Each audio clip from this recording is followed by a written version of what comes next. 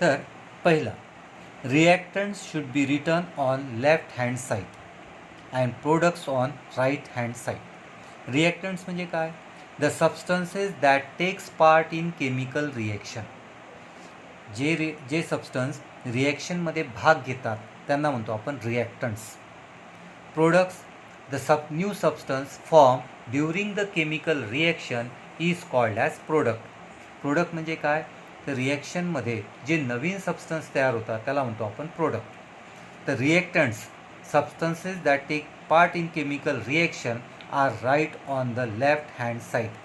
रिॲक्टंट्सला आपण जे सबस्टन्स रिॲक्शनमध्ये भाग घेणार आहे त्यांना आपण डाव्या बाजूला म्हणजे लेफ्ट हँड साईडला लिहितो.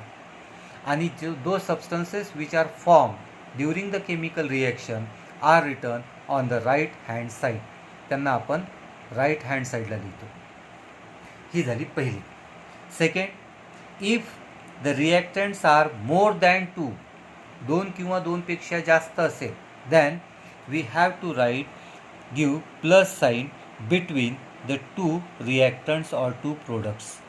जर रिॲक्टंटची संख्या ही 2 किंवा 2पेक्षा जास्त असेल, if it is 2 or more than 2, then in between the two reactants we will use plus sign, or between the two product we will use plus sign. तर रिॲक्टंट्स आणि प्रोडक्टची संख्या जर 2 किंवा 2पेक्षा जास्त असेल तर दोन रिॲक्टंटच्या मध्ये किंवा 2 प्रोडक्टच्या मध्ये आपण प्लस साईन द्यायची. ही झाली second step. Third, reactants and products are differentiated by using a arrow. Reactants आणि प्रोडक्ट्सला वेगळं करण्यासाठी त्यांच्यामध्ये ॲरो दाखवायचा. ॲरोच्या मागच्या बाजूला रिॲक्टंट्स आणि ॲरोच्या पुढच्या बाजूला products. This arrow not only differentiate the reactant and product. हा ॲरो फक्त रिॲक्टंट आणि प्रोडक्टला वेगळंच करत नाही, पण it also shows the direction of reaction.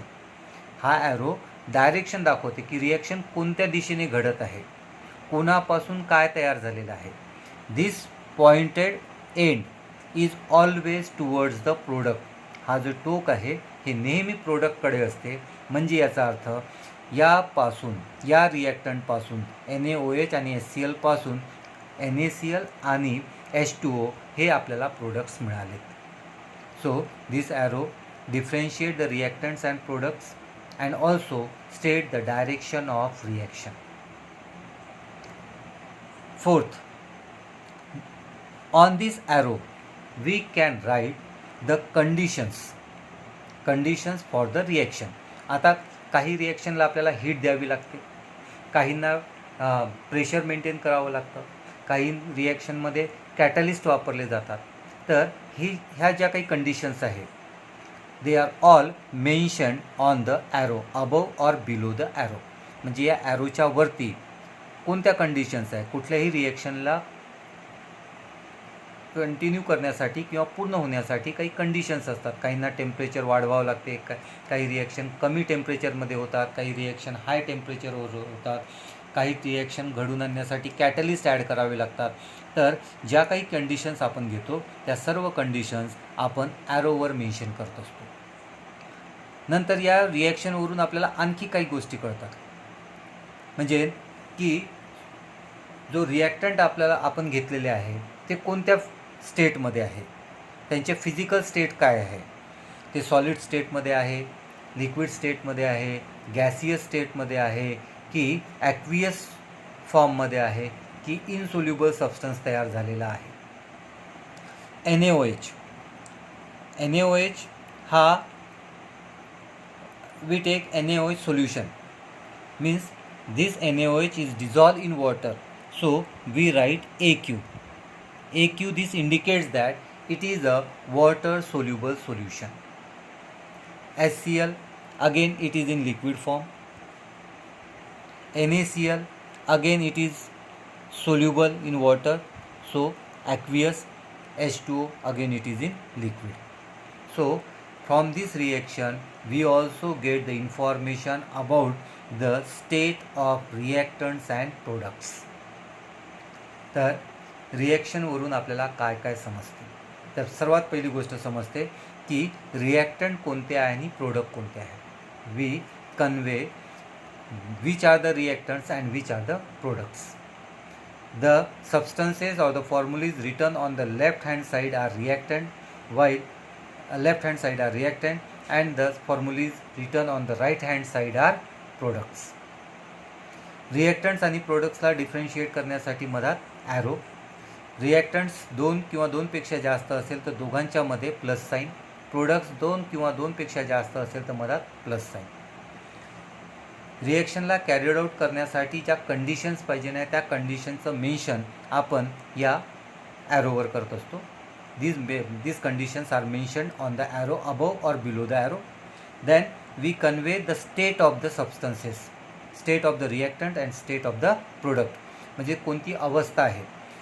NaOH liquid फॉर्ममध्ये डिझॉल्व असेल, वॉटरमध्ये डिझॉल्व असेल तर त्याला आपण ॲक्वियस म्हणतो. जर सॉलिड फॉर्ममध्ये असेल तर आपण त्याच्यासमोर एस लावायचा, एस फॉर सॉलिड. लिक्विड असेल तर त्याच्यासमोर एल म्हणजे लिक्विड. गॅसियस असेल तर जी किंवा upward arrow. This upward arrow indicates that the substance is in gaseous state. जर गॅसियस स्टेटसाठी तुम्ही दोन टर्म्स वापरू शकता, एक तर स्मॉल जी किंवा मग अपवर्ड ॲरो. जर एखादा सबस्टन्स इनसोल्युबल असेल, ज्याला आपण प्रिसिपिटेट म्हणतो, PPT, तर त्याच्यासाठी downward arrow. Downward arrow indicates insoluble substance that is precipitate. Upward arrow indicates gaseous state. So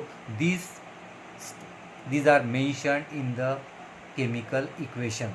So we get number of things, which reactant is taking part, which product is formed, how many reactants are there, how many products are formed, in which physical state they are. So these all knowledge we get from a single reaction.